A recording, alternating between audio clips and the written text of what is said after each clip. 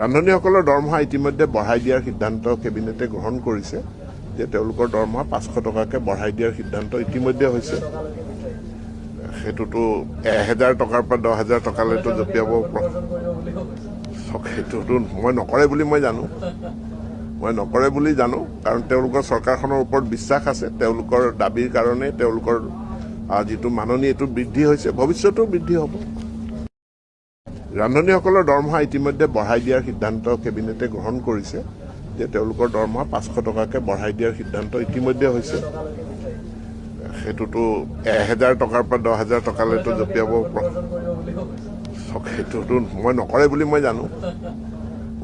বুলি জানো কাৰণ তেওঁলোকৰ চৰকাৰখনৰ ওপৰত বিশ্বাস আছে। তেওঁলোকৰ দাবীৰ কাৰণে তেওঁলোকৰ যিটো মাননি এইটো বৃদ্ধি হৈছে, ভৱিষ্যতেও বৃদ্ধি হ'ব।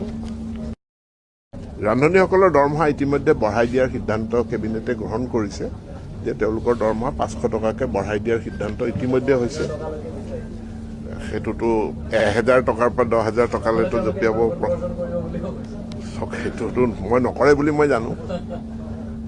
বুলি জানো কাৰণ তেওঁলোকৰ চৰকাৰখনৰ ওপৰত বিশ্বাস আছে। তেওঁলোকৰ দাবীৰ কাৰণে তেওঁলোকৰ যিটো মাননি এইটো বৃদ্ধি হৈছে, ভৱিষ্যতেও বৃদ্ধি হ'ব।